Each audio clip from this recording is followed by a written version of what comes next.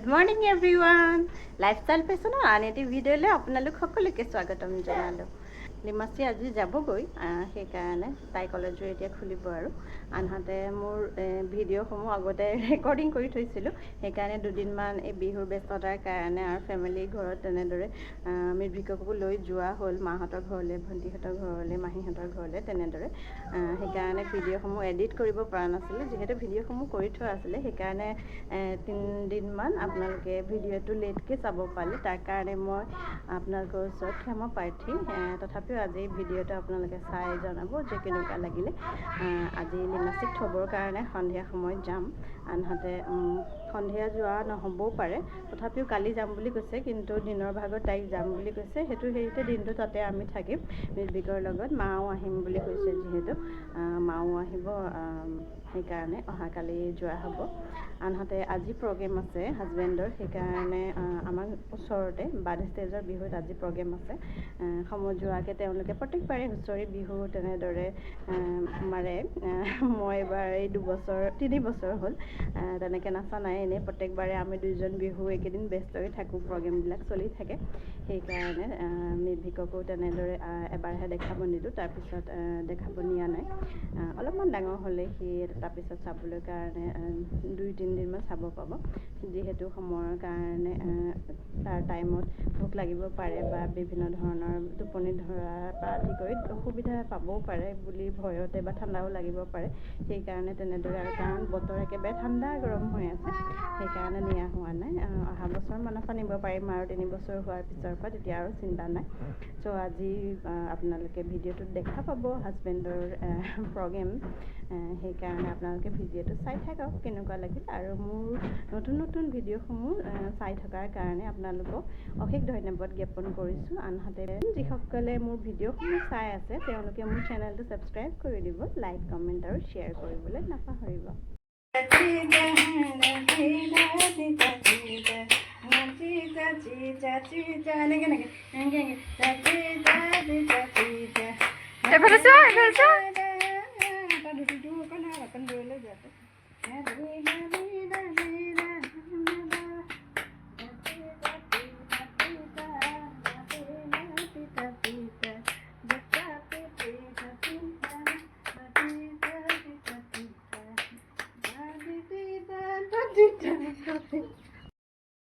লিমাচি আৰু মই মিৰ্ভিকক উলিয়াই দিলোঁ ধুলীয়া যিহেতু ফটো 2 কপি আৰু অকণমান ভিডিঅ'ৰ কাৰণে ৰেডি কৰি ৰাখিলোঁ তাৰ ধুনীয়া স্মৃতি আৰু তেনেকুৱাতে আহি পালে আমাৰ বান ষ্টেজৰ বিহুৰ পৰা মিৰ্ভিকৰ পিতাক আৰু আহি পেলাই এয়া বিহু সাজত গৈছিলে যিহেতু আজি খেল ধেমালিহে আছিলে প্ৰথম দিন সেইকাৰণে তেওঁ বিহু সাজতে আৰু তাৰ পৰা এটা খুব ভাল কাম কৰিছে এজোপাকৈ গছ পুলি দিছে গছ পুলি ৰোপণ কৰিব দিছে নিজৰ ঘৰত আৰু ৰেজিষ্ট্ৰেশ্যন কৰি দিছে এইটো খুবেই শলাগিবলগীয়া পদক্ষেপ লৈছে তেওঁলোকে আৰু আনহাতে প্ৰত্যেক বছৰে সেইটোৰ ফটো দিব লাগিব সেইটো খুব ধুনীয়া পদক্ষেপ লৈছে কমিটিয়ে আনহাতে মিৰ্ভিকক চাওঁচোন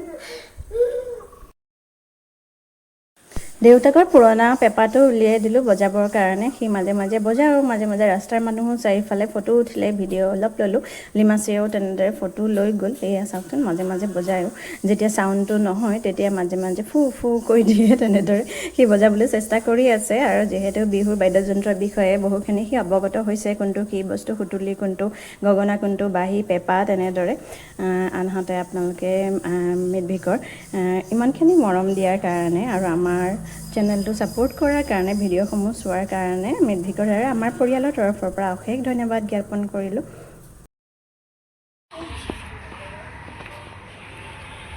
ধুলীয়া ককাই ফুটা ওলাই গ'ল নেকি ধুলীয়া ককাই ফুটাটো পেলাই দিওঁ দিয়া নলয় সেইটো তাত দেই বাবা নাচি তাকছো এইফালে চোৱা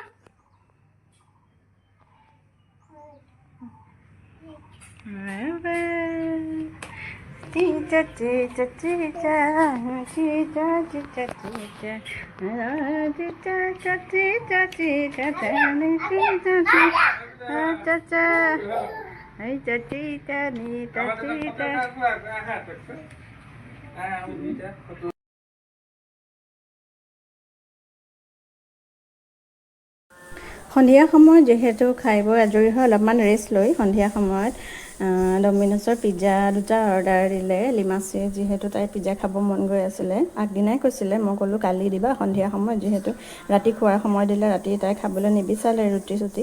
তেনেদৰে মই সন্ধিয়া দিবৰ কাৰণে ক'লোঁ। ইফালে মেধভিকে চাই আছে কি আনিছে কি নাই বস্তুবিলাক, আৰু যিহেতু বাহিৰা বস্তু আজিকালি দেখিলে সি এক্সাইটেড হৈ যায়, কাৰণ ঘৰৰ খানা খাই খাই সি ব'ৰ হৈ গৈছে। আমি তেনেকৈ তাক দিয়া নাই, যিহেতু এতিয়া একেবাৰে সৰু হৈ গৈছে, তাৰ কাৰণে বেলেগ খানা উলিয়াই দিছোঁ। বাকী টেষ্টি আছিল বহুত পিজ্জাটো, চিকেন পিজ্জাটো, সেইকাৰণে ইফালে ওলাইছে ৰাতি, যিহেতু লিমাচিক মই ঘৰৰ কাষৰে আমাৰ ফেমিলিৰে খুৰীহঁতৰ লগত আৰু তেওঁলোকৰ ছোৱালীৰ লগত পঠিয়াই দিলোঁ বিহু ফাংচন চাবলৈ, যিহেতু কালি ৰাতিপুৱা গুচিয়ে যাব। ইফালে হাজবেণ্ড ওলাইছে বিহু মাৰিবৰ কাৰণে, চাওক ঢোলটো ৰেডি কৰি আছে, যিহেতু অলপমান পানী দি পেলাই বহি আছিলে, সেইকাৰণে ঢোলটো ৰেডি কৰি আছে, অলপ পানী দি মুচি ঠিক ঠাক কৰি আছে।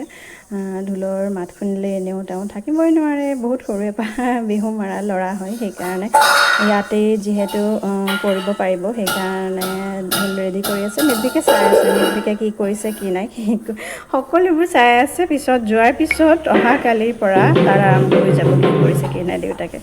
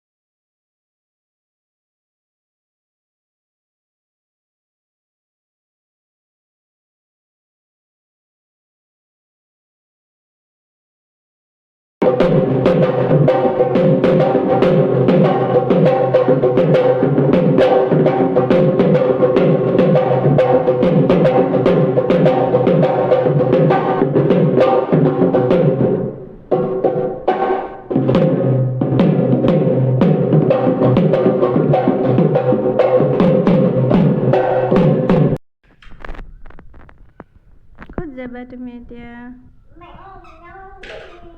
ক'ত যাবা?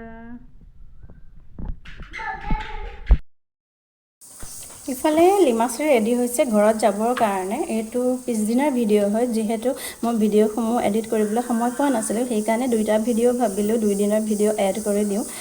যোৱাকালি টোপনি ক্ষতি হৈছে দুয়োজনৰ। এজন হাজবেণ্ড আহি পালেহি 2টামান বাজিলে, আৰু লিমাচি খুৰীহঁতৰ লগত আহি পালেহি 1টামান বজাত। সেইকাৰণে ৰাতিপুৱা উঠাও দেৰি হৈছে। তথাপিও মাহীক ক'লোঁ যে আমি গৈ আছোঁ, লিমাচিও ঘৰত এতিয়া যাব, যিহেতু কলেজ খুলিবই আৰু 2 দিনৰ পিছৰ পৰা। তাই যাবলৈ মন একেবাৰে নাই, তাইৰ মন একেবাৰে ডাউন, যিহেতু মেধভিকক এৰি যাবলৈ কাৰণে আকৌ বহুত দিনৰ মূৰতহে আহিব পাৰিব, কলেজ ষ্টাৰ্ট হ'বই যেতিয়া। এয়া মেধভিকক চাওকচোন বস্তু অনা নিয়া কৰি আছে। লিমাচিৰ চেণ্ডেল জোতা গোটেই পলিথিনত বান্ধি লৈছে, আৰু বেগ চেগ গোটেই বেডিংখিনি গোটেই আগফালে নি পেলাই থৈছে হাজবেণ্ডে, যিহেতু গাড়ীত একেলগে গোটেইখিনি সোমাব। তাই ৰেডি হৈ আছে কাৰণে ইফালে ময়ো ৰেডি হৈ গ'লোঁ। মেধভিকেও 1-2টা বস্তু সৰু সুৰা আনি আছে। সিও আজিকালি আমাৰ লগত সমানে সমানে কাম কৰিবৰ কাৰণে লয়, সি খুব ভাল পায় এক্সাইটেড হৈ কাম কৰিবলৈ দি। ময়ো মাজে মাজে দি থাকোঁ ইটো সিটো কৰিবৰ কাৰণে, সি সেইকাৰণে বহুত হেপী হয় মাজে মাজে। আৰু যিহেতু লাহে লাহে তেনেদৰে নিজৰ কামবোৰ কৰিব পাৰিব, সেইকাৰণে মই তাক লাহে লাহে সৰু সুৰা কামবিলাক দি থাকোঁ কৰিবলৈ।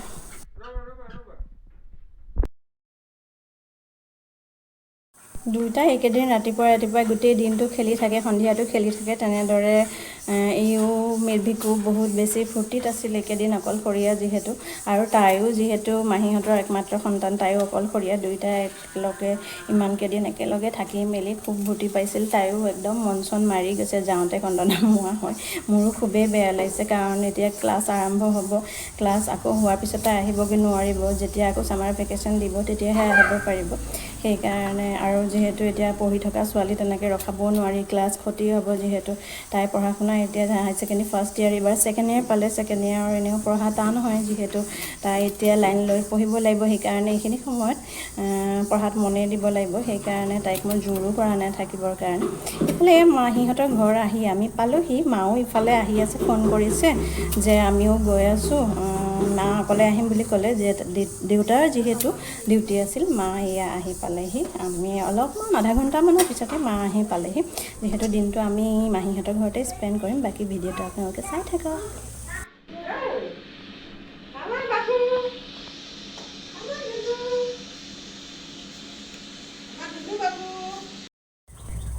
মাহীহঁতৰ ঘৰত আইতা আছে। আইতা এয়া মোৰ আইতা হয়, মোৰ নিজৰ আইতা। মই আইতাৰ লগতেই ডাঙৰ হোৱা। আইতাই এইফালে মাংস বনাবৰ কাৰণে অলপ মাহীক সহায় কৰি দি আছে। মই চব্জিখিনি কাটি দিলোঁ। আনহাতে ইফালে গৈছে সিফালে গৈছে, মাহীহঁতৰ ঘৰত ইটো চাইছে সিটো চাইছে একদম। মই এই মাহীৰ লগতো ডাঙৰ হোৱা। যিহেতু মাহী সৰু মাহীতকৈ দেৰিকৈ বিয়া হৈছে, সেইকাৰণে মাহীক মই বহুতখিনি সময় পালোঁ। মোক নিজৰ ছোৱালীৰ নিচিনা মৰম কৰে, যিহেতু এই মাহীৰ কোচত ডাঙৰ হোৱা, আইতাৰ কোচত ডাঙৰ হোৱা। বাকী আজিলৈ আহোঁ বন্ধুসকল, ধন্যবাদ।